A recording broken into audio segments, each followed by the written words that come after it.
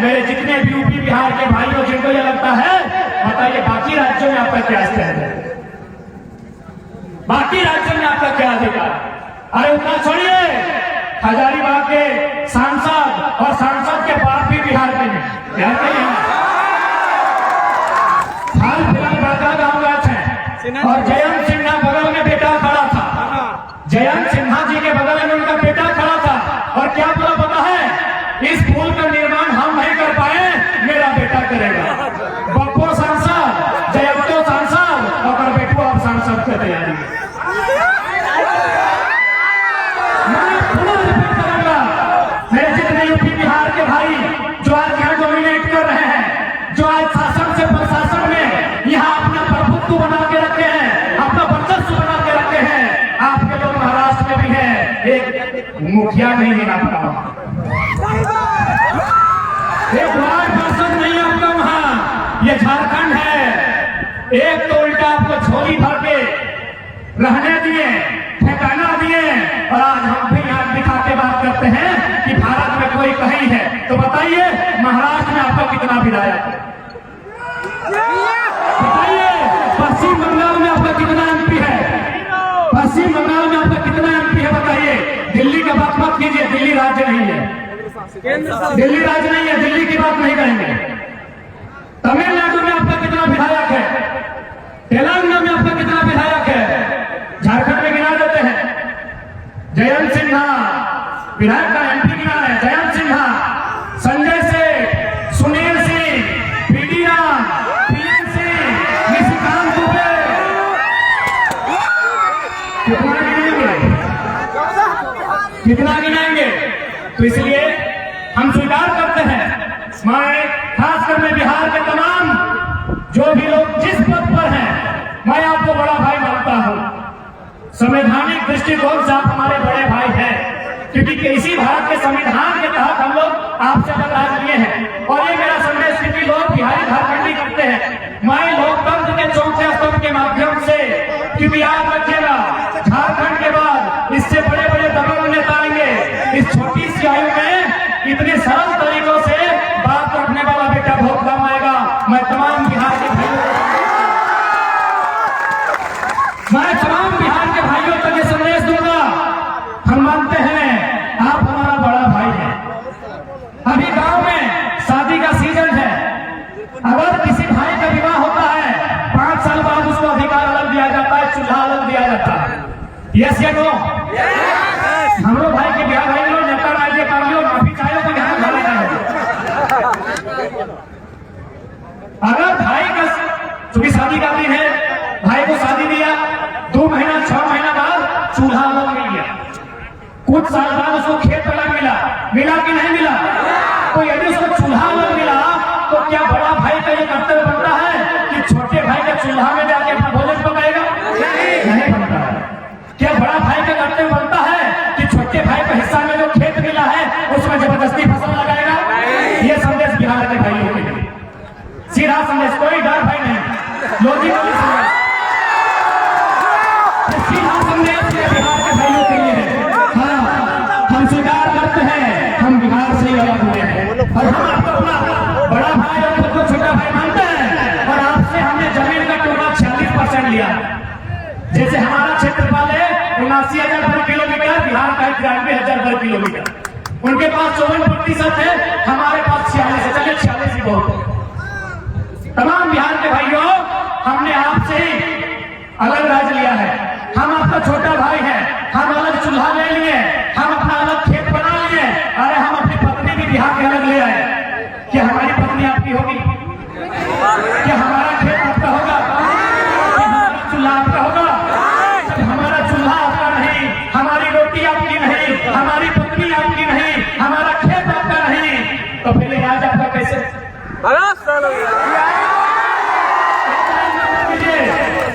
एक लाइन में कर दीजिए। इसीलिए भगाने की लड़ाई नहीं है मेरे बिहार के भाइयों, ये भाई भाई में लड़ाई की बात नहीं है। ये बड़ा भाई जो हमको अधिकार छोटा भाई को दिया है, हम यही चाहते हैं कि वो जवानी नहीं, वास्तव में हमको अधिकार से जो खेत जो हमारा 40% है, बिहार से जो हमें खेत मिला है 79,000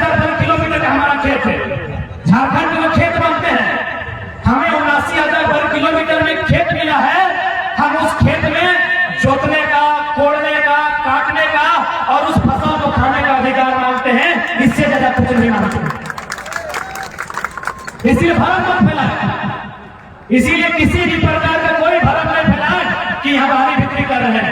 आप आए हैं, बड़ा भाई को जिस प्रकार एक छोटा भाई अधिकार देता है, यदि मान के चलिए हमारी लुगाई छोटे भाई की पत्नी अगर तो अपने मायके से ऐसा पिठा लेके आई तो बड़ा भाई को जरूर 2-4 को दे देते हैं।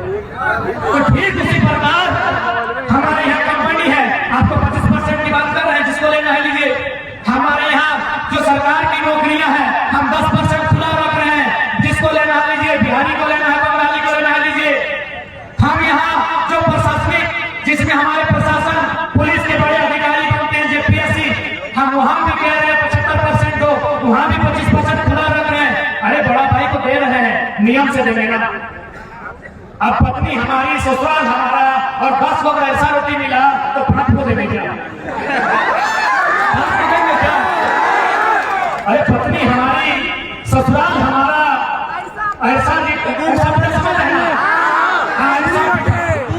यदि हमारे ससुराल से हमको 10 को ऐसा पिठा भेजा जाए कि दमाद दी को दीजिए, तो 5-5 को नहीं बंटवारा होगा। बड़ा भाई को 1 देंगे, 1.5 देंगे, हार्डली 2 देंगे, देंगे कि नहीं? तो उसी प्रकार ये दिग्भ्रमित ना करें। बिहार हमारा बड़ा भाई है, हम बिहार में नजर नहीं गड़ाते हैं। अच्छा पुनः हम रिपीट करेंगे। आज हजारीबाग की बड़ी बड़ी इमारतें जिसमें मुझे लगता है 90% बिहार, यूपी और अन्य राज्यों का बिल्डिंग है। हमको पटना में और लखनऊ में एक बिल्डिंग दिखाई है जो झारखंडी का, एक भी नहीं। हमको बिहार की राजधानी पटना, यूपी का लखनऊ है, 1.5 साल से किताब नहीं खोले हैं। हम यूपी की राजधानी लखनऊ, बिहार की राजधानी पटना और पश्चिम बंगाल की राजधानी कलकत्ता। हम देखना चाहते हैं कि झारखंडियों का कितना बड़ा प्लेट है, नहीं ना है? नहीं। तो ये अन्याय क्यों हमारे साथ ये अन्याय क्यों मेरे भाइयों? जब हमारे लोग महाराष्ट्र में स्थापित नहीं हो पाए हैं, हमारे लोग तमिलनाडु में स्थापित नहीं हो पाए हैं, हमारे लोग पटना में, कलकत्ता में स्थापित नहीं हो पाए हैं, तो फिर बाकी लोग यहाँ स्थापित होना क्यों चाहते हैं? क्यों भाई? ये अन्याय है कि नहीं है? ये सरासर अन्याय है। ये सरासर एक इंसान के अधिकार को छीनने का अन्याय है। इसलिए आज मैं मीडिया के माध्यम से यहाँ जितने लोग जितना देख पा रहे हैं, कई हजार की संख्या में लोग जुटे हैं, मैं उनके माध्यम से आज इस विवाद का अंत चाहता हूँ। ये लड़ाई भारी बिक्री की नहीं है। झारखंड हमारा है और इस पर पहला अधिकार हमें मिले, यहाँ की नौकरियों में पहला अधिकार हमें मिले, यहाँ की हर सुख सुविधा में पहला अधिकार हमें मिले। बस ये इसकी लड़ाई। मैं आपको बताना चाहूंगा, तमिलनाडु, मास्टर साहब नीचे बैठे हैं, दादा पत्रकारिता में है, सिकंदर साहब आपके पास बहुत अच्छी जानकारी होगी। तमिलनाडु में ग्रुप डी का फॉर्म नहीं भरते तमिलनाडु के जो मूल निवासी हैं ग्रुप डी का फॉर्म नहीं भरते हैं। बोलता है हम लोग को जरूरत ही नहीं है, मेरा स्टेट इतना डेवलपमेंट है।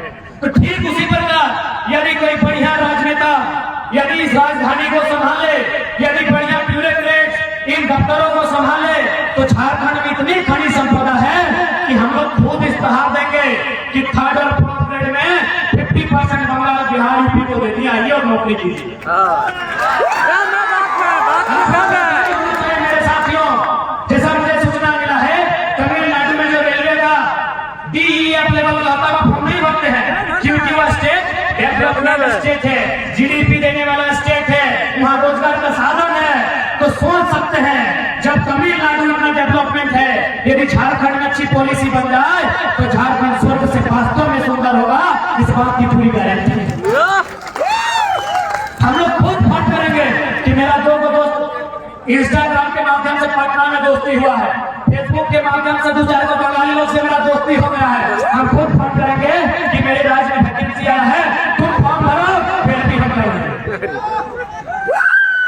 लेकिन एक अच्छा लीडर नहीं मिलने के कारण, एक बेहतर पॉलिटिशियन नहीं मिलने के कारण, एक बेहतर पॉलिसी नहीं बनने के कारण आज हमारे राज्य की दुर्दशा है कि 40% खनिज देने वाला राज्य, 40% मेरे साथियों, 40% खनिज देने वाला राज्य आज भारत देश का निम्नतम राज्य बन गया है। शिक्षा की बात करें, रोजगार की बात करें, पलायन की बात करें, विस्थापन की बात करें, कुपोषण की बात करें, गरीबी की बात करें, हर तरह से ये सबसे निम्न पायदान पर खड़ा है, ऐसा राज्य बन गया है।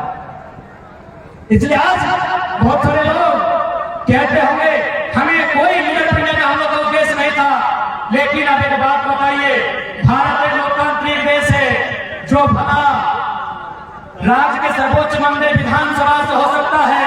माफ कीजिएगा, यहाँ जितने लोग आए हैं सबकी किसी न किसी धर्म पे आस्था है, हम ठेस नहीं पहुंचाएंगे, लेकिन आप भी जानते हैं हम लाख इबादत पूजा पाठ कर लें, जो नीति नियम कानून से भला होगा वो कहीं से नहीं होगा। मेरे साथ इस बात को याद रखिए। हेलो, क्या बोल रहा है? यदि किसी चमत्कार से भला होता, यदि कोई मिरेकल, कोई चमत्कार होता, तो यकीन मानिए योगी आदित्यनाथ राजनीति में नहीं आते, वो बहुत बड़े संत थे, चमत्कार कर लेते। याद रखिए मेरे साथियों, यूपी के माननीय मुख्यमंत्री श्रीमान योगी आदित्यनाथ एक संत हैं, वे राजनीति में नहीं आते, क्योंकि चमत्कार जैसा आधुनिक युग में शायद ही कुछ होता। 1% हो सकता है कि हमारी आयु कम है, हम उतनी बड़ी व्यवस्था पर सवाल खड़ा नहीं करेंगे, लेकिन इतना मानिए चमत्कार जैसा अगर कुछ होता विशेष, तो माननीय योगी नाथ राजनीति में कदम नहीं रखते। मेरे साथियों, इस बात को कान खोलकर याद रखिए, क्योंकि भारत एक लोकतांत्रिक देश है। यहाँ अगर कुछ भी उद्धार होगा नियम से होगा, कानून से होगा, विज्ञान के चमत्कार से होगा, आसमानी चमत्कार से कुछ नहीं होगा। मेरे साथियों, इसलिए हमें पॉलिटिक्स के लिए सोचना होगा, क्योंकि हम पॉलिटिक्स नहीं सोचते हैं। इसीलिए तो जयंत सिन्हा होता है, पप्पो बनो, हमो बनो, बेटो बनो। क्या गलत सोचता है, क्या गलत सोचता है? माननीय जयंत सिन्हा यदि सोच रहे हैं कि अपने बाद अपना बेटवा को सांसद बनाएंगे, तो कौन गलत ना सोचो मर्दे, वो कुछ गलत ना सोचो, क्योंकि झारखंड के आदमी विधायक संसद बने सोचने नहीं करो। अब 2-4 जो लड़का आए हो तो लाख चेहरा चमको, अरे दौड़ बीच के लगो, देखने के परदेशी के एमपी स्वीकार कर ले, लेकिन झारखंड के आदमी तो हमें विरोध करे लगे हैं। हमने के आदमी की सोच लो न, सांझे एक पुआ मिल जीते, हलवा मिल जीते, बस इतने तो दुनिया है। दुनिया विधानसभा तक है, दुनिया लोकसभा तक है, तो पता चलता वास्तव में दुनिया चलना पड़ा। जो लोग भारी बिक्री की बात करते हैं, अरे गनीमत है, झारखंड है। आज तो बताइए हमने कितने कलेक्टर को, कितने सुप्रिंटेंडेंट को, कितने मजिस्ट्रेट को ये कहा है कि आपका राज नहीं है, आप हमारी भाषा संस्कृति को नहीं जानते हैं, आप वापस चले जाइए। क्या हमने किसी को कहा है? नहीं कहा है। महाराष्ट्र में एक मामूली ऑटो ड्राइवर आंख में आंख डाल के एसपी को बोला था, do you know Marathi? If you don't know get lost. एक मामूली टेम्पो ड्राइवर महाराष्ट्र में सुप्रिंटेंडेंट ऑफ पुलिस, जिला के पुलिस के मालिक एसपी से आंख मिला के कहता है कि यदि आप मराठी जानते हैं तो ठीक है, नहीं तो यहाँ क्या कर रहे हैं, घर निकलिए। ये झारखंड है, ये झारखंड है। इसीलिए तो पूजा सिंघल 25 करोड़, छवि रंजन, वीरेंद्र राम, अभी बहुत सारा लिस्ट बाकी है, अभी बहुत सारा लिस्ट बाकी है मेरे साथियों। ये झारखंड है, जो आप यहाँ अरबों का घोटाला करते हैं, फिर भी लोग चुपचाप आपको सह लेते हैं। गनीमत है ये महाराष्ट्र नहीं तो ये छवि रंजन की छवि खराब कर देते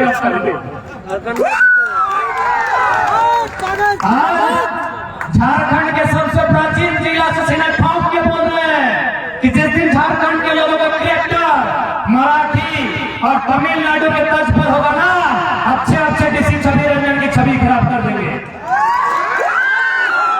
ये तो डरे से हम लोग कि थोड़ा डरने लगे हैं, ये डर जाते हैं। एक मामूली थाना प्रभारी को देख के पसीना आ जाता है। गनीमत कीजिए, जिस दिन ये लोग फिर से खड़ा हो जाएंगे, और इन्हें खड़ा होना चाहिए, क्योंकि इन्हें भी नहीं पता ये किसी का पूर्वज क्या करते थे। जब बैटल ऑफ प्लासी बंगाल में, बैटल ऑफ बक्सर बिहार में 1757, 1764, जब अंग्रेजों ने बिहार में जाकर बैटल ऑफ बक्सर के माध्यम से, बंगाल में जाकर बैटल ऑफ प्लासी के माध्यम से अंग्रेजों ने भारत के लोगों को उठा के पटक दिया था, उसी समय हम लोग ढाल बिजो चुहार बिजो करके अंग्रेजों को 1 नंबर करवा दिए थे। इस बात को याद रखिएगा। समस्या ये है कि हम लोग अपने इतिहास को जानना नहीं चाहते हैं, अपने पूर्वजों के बलिदान को जानना नहीं चाहते हैं। ये हजारीबाग की धरती आंदोलन की धरती है। यही सबसे पहले सन 1925-27 के आसपास एक नारा लगा था, दिल्ली चलो। सबसे पहले नारा हजारीबाग में लगा है, याद कीजिएगा मेरे साथ। शायद 1925 था, मान के चलते ये 2023 आ गया है, 100 साल का समय आया है। आज फिर से हजारीबाग की माटी में नारा लग रहा है दिल्ली चलो का, लेकिन इस बार दिल्ली हम लोग भीड़ लेके नहीं जाएंगे। इस भीड़ में से एक MP चुनकर भेजेंगे, इस बात को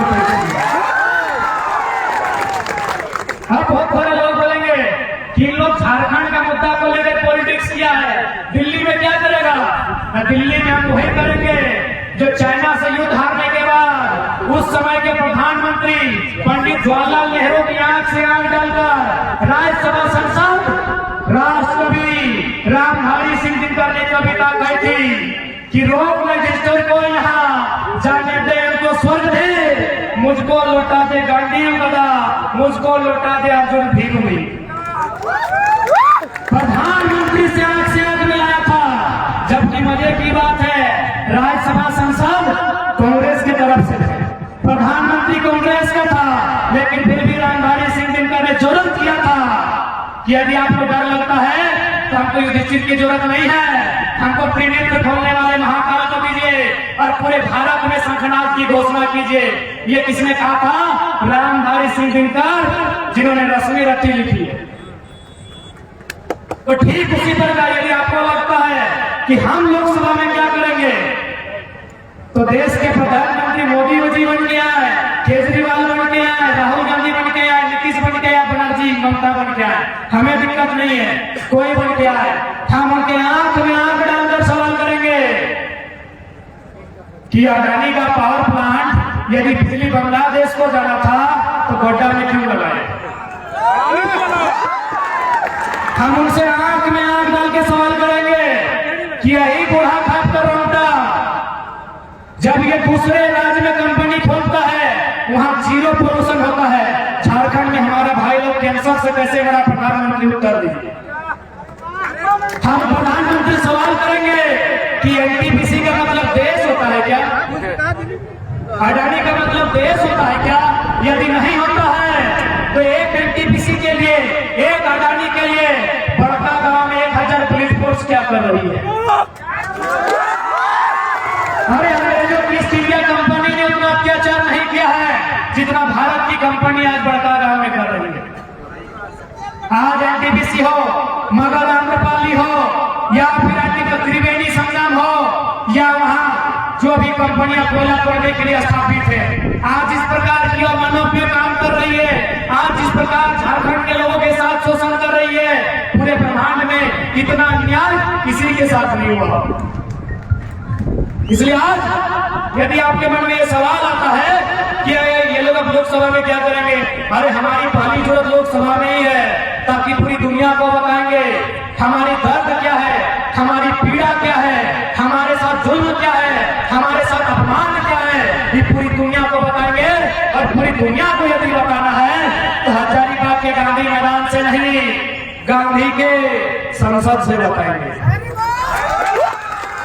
गांधी मैदान से यदि बात रखेंगे तो कितने लोग सुनेंगे? 2 लाख सुनेंगे, 2 करोड़ सुनेंगे?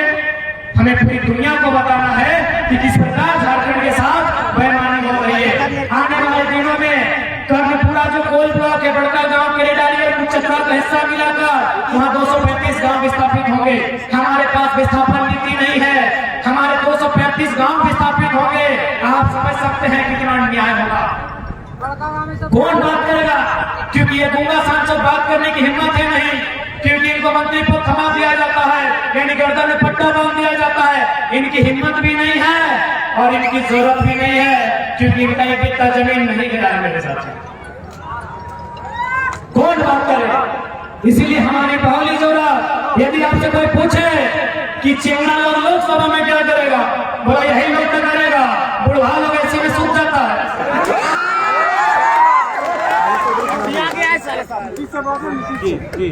फिटनेस नाम की चीज है कि नहीं? सुनिए, तो डिफेंस लाइन में जितना फिटनेस चाहिए उससे कई ज्यादा फिटनेस चाहिए जो पॉलिसी मेकर है। इस बात को ध्यान रखिएगा, क्योंकि शरीर का जहां इस्तेमाल होता है इंसान कितना थकता है, लेकिन जहां दिमाग का इस्तेमाल होता है वहां कितनी थकावट आती है। ये तो पढ़ने वाले छात्र, रात को दिया जलाकर पढ़ने वाले छात्र बताएंगे कि दिमाग खपाने में क्या मेहनत होती है। तो इसलिए वहां को 80 साल 90 साल, देखिए हम बूढ़ों का सम्मान करते हैं, लेकिन भाई एक आयु होती है, रिटायरमेंट की आयु होती है। जबरदस्ती सांसद बना के भेजिएगा, वो घंटा पॉलिसी बनाएंगे। एक बात बताइए, अभी मोटे मोटी 2-4 को सांसद को उधार लीजिए, पीएम सिंह IAS से 45 साल का, मेरे साथियों माननीय पीएम सिंह की आयु है लगभग 77 साल 80 साल, एक डीसी की आयु है 45। उसको बोका बनाएगा कि नहीं? बोका बनाएगा कि नहीं? 45 साल का डीसी, 50 साल का CS, 50 साल का DGP, 70-80 साल का MP MLA को बोका बनाएगा कि नहीं? इसीलिए यदि 50 साल का DGP है तो 25 साल का छोकरा MP चाहिए, 25 साल का छोकरा MP चाहिए। यदि 45 साल का डीसी है तो बिल्कुल 25 साल का चाहिए, क्योंकि 25 साल का जो चेहरा होगा उसको डर नहीं होगा। सामने वाला डीसी रहे चाहे डीसी रहे, सामने वाला डीसी रहे चाहे डीसी रहे, घंटा डर नहीं है, एक पैसा डर नहीं है। इसलिए डर नहीं है कि मरना एक दिन तुमको भी, यहाँ बचने के लिए कोई नहीं आया है। तुम अमृत भी किताबी बात है, और होगा कोई काल में हम विवाद भी करेंगे, हम बात भी नहीं करेंगे। तुम यहाँ जीने के लिए नहीं आया है। जो मेरे शरीर में ब्लड है तुम्हारे शरीर में वही ब्लड है, इसलिए हमको घंटा फर्क नहीं पड़ता है सामने वाला कितना ऊंचा बदारी करेगा। तुम्हारी भी जो पत्नी, तुम्हारी पत्नी और हमारी भाभी की, हम लोग भाभी लोग का खाना खाए, पत्नी है नहीं। माननीय डीसी साहब, आपकी पत्नी जो खाना बनाती है और हमारी भोजी जो खाना बनाती है वो चावल ही होता है, आपका वाला सोना का चावल नहीं होता। इसलिए मैं सीधा संदेश देना चाहूंगा, हम लोग इसलिए संसद में जाना चाहते हैं ताकि उनका मुकाबला कर सकें और उनसे हिम्मत लगाकर बात कर सकें। जो बात जो हिम्मत आज हम लोग यहाँ कर पाए हैं, वचन दीजिए, अगर आप लोग हमें मौका देते हैं तो हम लोग भी वचन देते हैं, लोकसभा में पटक के जोर जोर से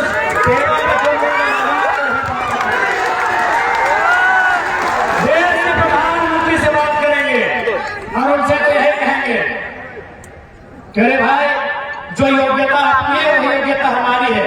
बस आपका सांसद 300 था इसीलिए आप पीएम बन गए, हम लोग 5 को लेके आए। पीएम बनने से पहले सांसद ही होता है ना, तो भी सांसद है, हम भी सांसद बन के जाएंगे, हम भी बने हमारे लोग। और उनसे एक बिंदु में सवाल होगा, देश के प्रधानमंत्री से सवाल होगा कि हमारे राज्य ने आपको 40% खरीद दिया, बदले में आपने कैबिनेट की मीटिंग किया झारखंड के लिए, इतने में बोलिए, क्योंकि फेंका फेंकी वाला भाषण नहीं सुनेंगे। देश का प्रधानमंत्री लोग खूब फेंकता है और हमारे प्रधानमंत्री का तो कहिए बात है, हमारे का सर्टिफिकेट है। अब क्या कहते हैं के बारे में बता दीजिए, विदेश में तो हैवी फेंकते हैं।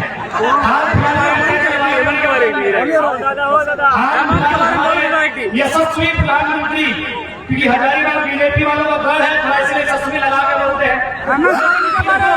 30 सेकंड में आपकी भक्ति उतार दे रहे हैं। 30 सेकंड के भाषण में, उसके बाद अगर ज्यादा है तो कर सकते हैं, लेकिन यदि आपने थोड़ा सा भी एक हिस्सा में आपकी खोपड़ी का खाली है, यदि गोबर नहीं भरा है, हम 30 सेकंड में भक्ति उतार देंगे। लॉजिक सुनिए। हेमंत दादा के बारे में बोलने दो। हेमंत आज समाज का विषय है, देश की बात कर रहे हैं। लॉजिक सुनिए। कुछ वर्ष पहले हमारे यशस्वी देश दुनिया में नामी गिनामी माननीय श्री 108 श्री प्रधानमंत्री चौकीदार प्रधान सेवक नरेंद्र दास भाई मोदी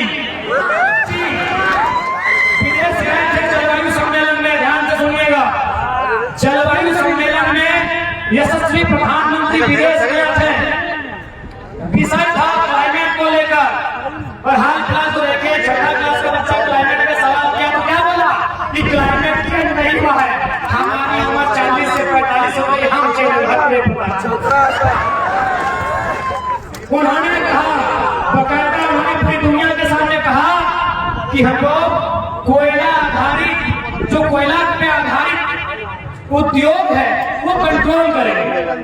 क्योंकि कोयला आधारित उद्योग से क्या होता है, CO2 कार्बन डाइऑक्साइड, बराबर। केमिस्ट्री वालों, केमिस्ट्री वालों, CO2 कोयला से होता है, SO2 सल्फर डाइऑक्साइड कोयला से, NO2 नाइट्रोजन ऑक्साइड ना कोयला से। तो चूंकि CO2, NO2, SO2 कोयला के जो खनन होता है उससे बाहर आता है। इससे किसको नुकसान होता है, मानव जीवन को, जंगल को, पर्यावरण को। तो देश के प्रधानमंत्री ने पूरी दुनिया के सामने कहा कि हम लोग कोयला के आधार पर उद्योग को कंट्रोल करेंगे। दुनिया में पूरा ताली बजा। ऐसे भी हमारे कैमरामैन मोदी जी देख भी होंगे, कैमरा में बहुत आज तक लगभग 2300 कुर्ता पहने तो कैमरामैन तो ही ये दुनिया में क्या बोल गए कि कोयला से CO2, NO2, SO2 बनता है। केमिस्ट्री वाले बेहतर बताएंगे और दूसरों कैसे बन सकता है। जैसे ही भारत आए, आप बता गांव वाले खानी भरेंगे, जैसे ही भारत आए 80 को कोयला ब्लॉक का आवंटन हुआ, 39 को अडानी को, 39 को अडानी को। इसीलिए हजारीबाग में बीजेपी का गढ़ है। आपके यशस्वी प्रधानमंत्री दुनिया में जाके डंका पीटते हैं कि कोयला आधारित जो कंपनी है उसको कंट्रोल करेंगे, और इंडिया जैसे आते हैं इनका आंख पीछे आता है, जबान पीछे आती है, और 80 को कोयला खदान बेचते हैं, 39 को अपने एडोप्टेड तब तक सब ठीक है ना,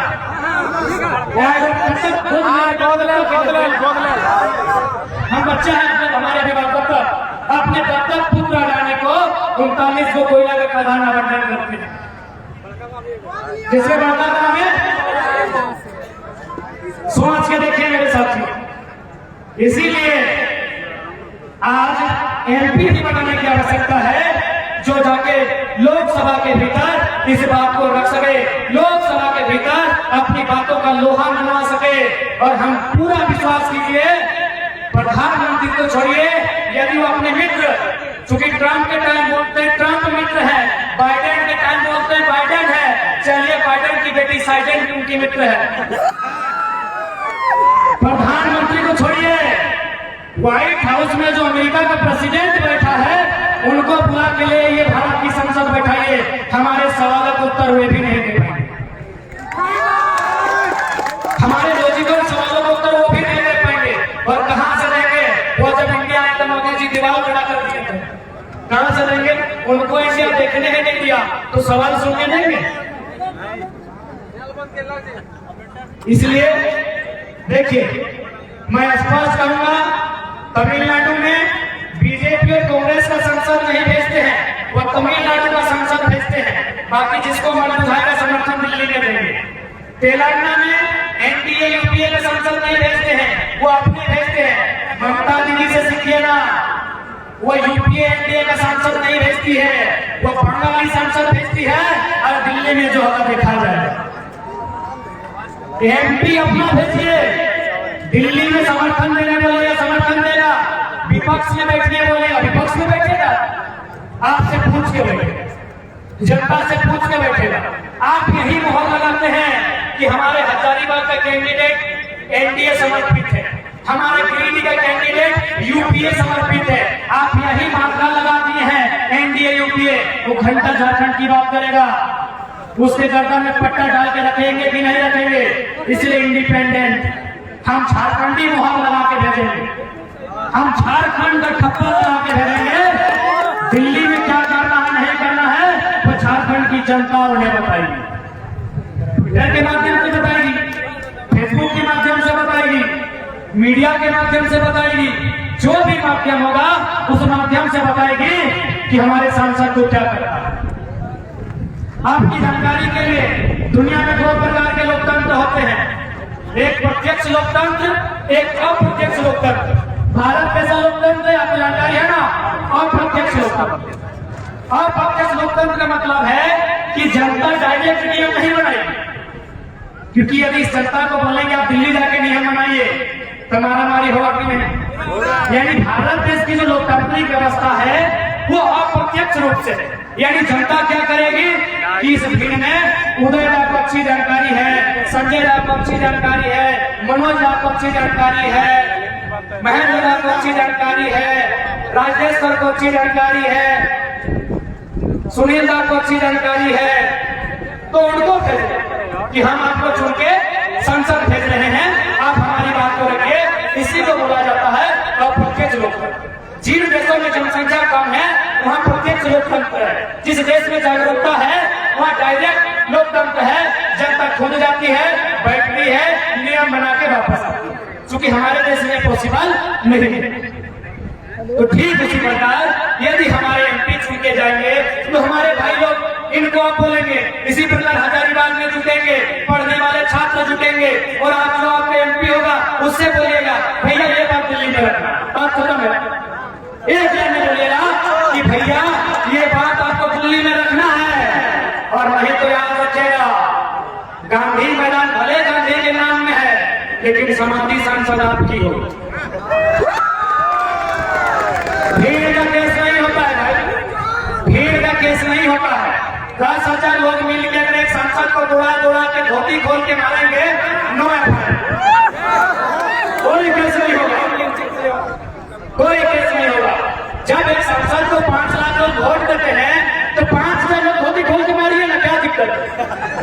कोई है जो बदलेगा उसकी दुनिया। इसलिए आज इस बदलाव संकल्प महासभा के माध्यम से जितने भी लोग आशीर्वाद देने के लिए आए हैं, मैं स्पष्ट कहूंगा कि हम लोग विधानसभा की प्रतीक्षा नहीं करेंगे, क्योंकि हम लोग को लीडर बनना नहीं है। हम लोग को अपने बातों को विश्व पटल पे रखना है, पूरी दुनिया के सामने हमें अपनी बातों को रखना है। इसके लिए जो पहले आएगा, लोकसभा आएगा तो पहला ट्राई लोकसभा में ही होगा। और हम चाहेंगे शुरुआत हजारीबाग से ही हो। अरे नाती को चाहेगा टिकट क्या? अरे एक बात बताइए, हमने पहले कहा कि यूपी बिहार के लोग नहीं एमपी क्यों नहीं बनेंगे? आपके लोग बनना नहीं चाहते हैं। यहाँ 5 को विधानसभा आती है हजारीबाग के लोगों, हजारीबाग लोकसभा के भीतर 5 को विधानसभा आती है। रामगढ़, मांडू, बड़कागांव, हजारीबाग, बरही, केवल हजारीबाग को छोड़ दिया जाए तो 4 में लोकल का पॉपुलेशन है। आप लोग वोट बन के रहिएगा, भीड़ बन के रहिएगा, पिछवाड़ा बन के रहिएगा, सांसद जी का पिछलगू बन के रहिएगा, तो भाई घंटी की तरह बजाएंगे। पिछलगू बन के रहिएगा। 4 विधानसभा आपका है, 4 विधानसभा में किसी बाहर की वोटर नहीं है, किसी राज्य का वोट नहीं है। तो हम लोग अब अगवाड़ा पिछवाड़ा करने नहीं आए हैं, अब लघु पिछलघु बनने नहीं आए हैं। अब हम लोग नेतृत्व करने आए हैं, अब हम लोग बदलाव करने आए हैं, परिवर्तन करने आए हैं। सिर्फ थोपा हुआ कैंडिडेट नहीं होना चाहिए हजारीबाग। कोई थोपा हुआ नहीं रहेगा।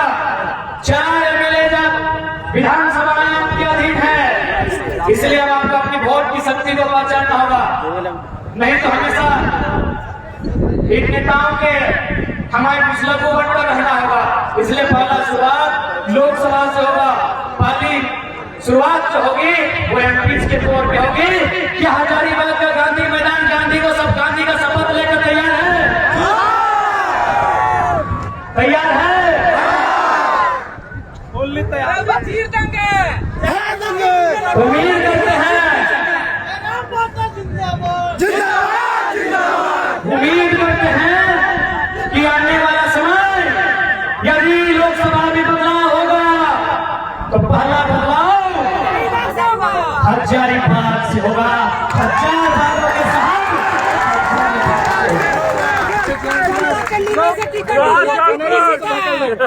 टिकट लेने वाले हम कौन होते हैं? टिकट जनता देगी, जनता लीडर चुनेगी, जनता वोट भी देगी, जनता नोट भी देगी और अपना लीडर जनता चुनेगी। आप ट्विटर में हैशटैग कीजिए कि हजारीबाग मांगे फलना, सब हजारीबाग को होना चाहिए। आप फेसबुक में कीजिए, आप सभा करके कीजिए, आप कहिएगा वही होगा। हम लोग व्यवस्था में बदलने जा रहे हैं, हम लोग खोपने नहीं जा रहे हैं। जो हजारीबाग की माटी से चीर कर आवाज आएगी उसी आवाज पर हम लोग आवाज करेंगे और उसे यहाँ से एमपी बनाकर दिल्ली भेजा जाएगा जो जनता की आवाज है। यही नहीं, जो अभी पॉलिसियां बनेंगी, राज्य में बने या केंद्र में बने, अगर छात्र के लिए पॉलिसी बनेगी तो छात्र के बीच बैठकर बने। अब पॉलिसी बनाएंगे, जो लोग कभी हॉस्टल का दर्द समझता नहीं है, जो लोग कभी 15 किलोमीटर साइकिल चलाया नहीं है, जो लोग कभी सुबह 3 बजे भोर उठकर पढ़ा नहीं है, चांदी का चम्मच लेके आया हुआ यशवंत सिन्हा का बेटा जयंत सिन्हा और गुरुजी के पुत्र हेमंत सोरेन, समझेंगे? गुरुजी ने संघर्ष किया है, हेमंत बाबू अगर संघर्ष किए होते तो आज स्टूडेंट सड़क पे नहीं होती और हम लोग युवा पढ़ने वाले लीडरशिप के लिए नहीं आते। राजा का बेटा राजा नहीं बनेगा, पेटीकोट शासन पहले होता था। इसलिए चूंकि आज स्टूडेंट की अगर बात करनी है तो स्टूडेंट से पूछिए, हॉस्टल में पढ़ने वाले स्टूडेंट को चिट्ठी जारी कीजिए जैसे आप वीडियो को जारी करते हैं। जिस प्रकार मुख्यमंत्री के प्रधान सचिव के लेटर से लेटर जारी होता है तमाम वीडियो को हम लोग तमाम छात्रावास में स्टूडेंट को भेजेंगे, तमाम छात्र इकाई को भेजेंगे कि हम लोग अमुक तिथि को छात्रों को लेकर कैबिनेट बुला रहे हैं, आपका प्रस्ताव क्या है, आप क्या चर्चा करते हैं, उस चर्चा को ड्राफ्टिंग कीजिए और आइए जितने भी प्रतिनिधिमंडल हैं, छात्रों की बात होगी तो गांधी मैदान और गोल्फ मैदान में होगी और क्रांति सुबह बहुत 4 बजे होगी।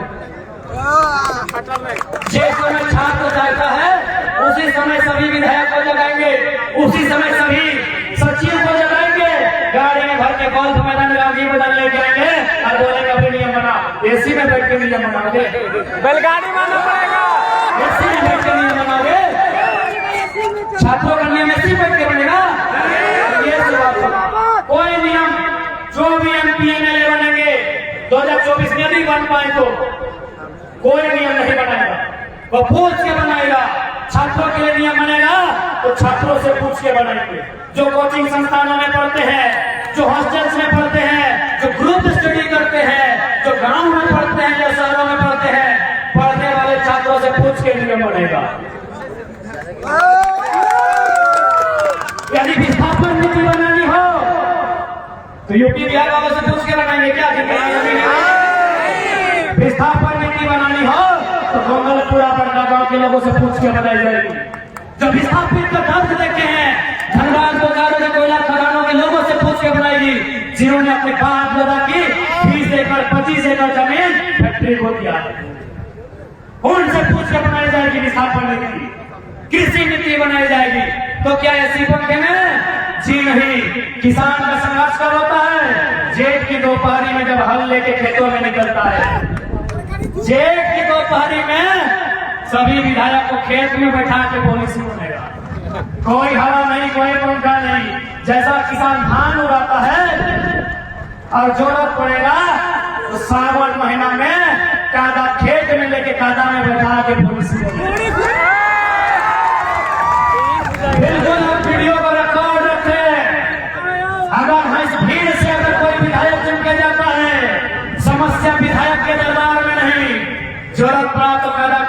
जैसा किसान बैठा है हमने पीन के बैठा है एक आधा खेत में बैठा है। बहुत विस्थापित हो रहा है बाबा। इसलिए आज इस संकल्प सभा में जितना झंड उठले यहाँ संकल्प लेके जा, यहाँ संकल्प लेके जा, एक हुक्कार भर के जा कि आने वाला 2024 में जिस विषय में झारखंड के लोगों को दर्द है, तकलीफ है, पीड़ा है, उन विषयों को जो जानता हो, जो समझता हो, वैसे ही MP MLA चुनेंगे। इस बात का संकल्प आज गांधी मैदान में आपको लेके जाना। गांधी यानी संकल्प। तो आज गांधी मैदान से तमाम लोग जो आए हैं उन्हें संकल्प लेकर जाना होगा कि झारखंड की रूपरेखा क्या होगी, 24 में क्या होगा, और उन्हें बताना होगा कि आज जो संख्या गांधी मैदान में है इनका औकात इतना है कि विधानसभा और लोकसभा एक को भेज सके, एक नहीं दर्जन को।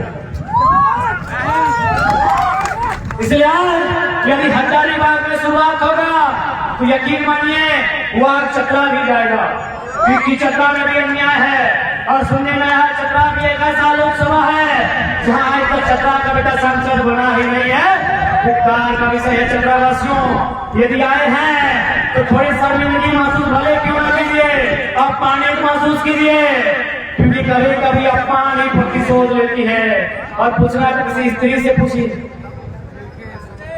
इसलिए चतरा के लोग करोड़पति में पूछा है ना, इसलिए चतरा के लोग यदि आपको अपमानित लगता है तो लगने दीजिए, ठेस पहुंचता है तो पहुंचने दीजिए।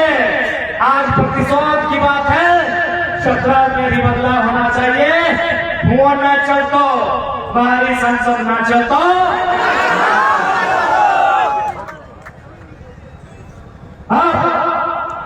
हमें दिल्ली क्यों जाना चाहिए आप लोग मोटा मोटी समझ गए। और थोड़ा सा हल्का सा मोदी भक्ति उतार के जाते हजारीबाग से, क्योंकि माननीय यशस्वी प्रधानमंत्री के लिए डर है। NTPC का जुल्म आपने सुना, त्रिवेणी संगम का जुल्म आपने सुना, तमाम बड़का गांव बंदरपुरा का जुल्म आपने सुना।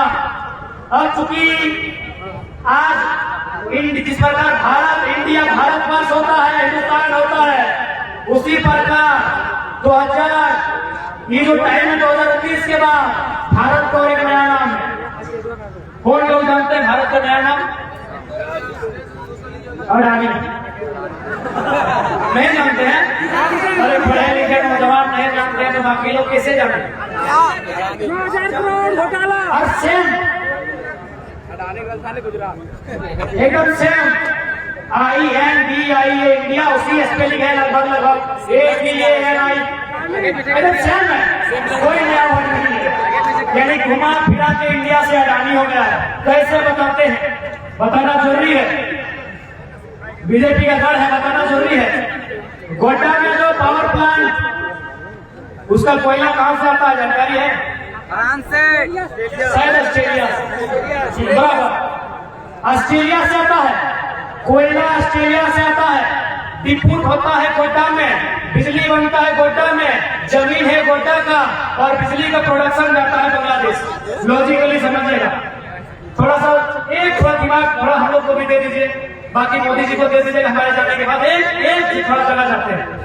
आपके दिल में हमारा बहुत जगह है, आपके दिमाग में हम एकदम माइक्रो सेंटीमीटर मिली सेंटीमीटर से भी नीचे जगह चाहते हैं कुछ बात रखने के लिए। ऑस्ट्रेलिया से यदि दूरी को नापा जाए तो मुझे लगता है 200, 250, 300 किलोमीटर दूर होगा गोड्डा बांग्लादेश की तुलना में। यदि हम ऑस्ट्रेलिया से चलेंगे तो पहले बांग्लादेश आएगा कि भारत आएगा?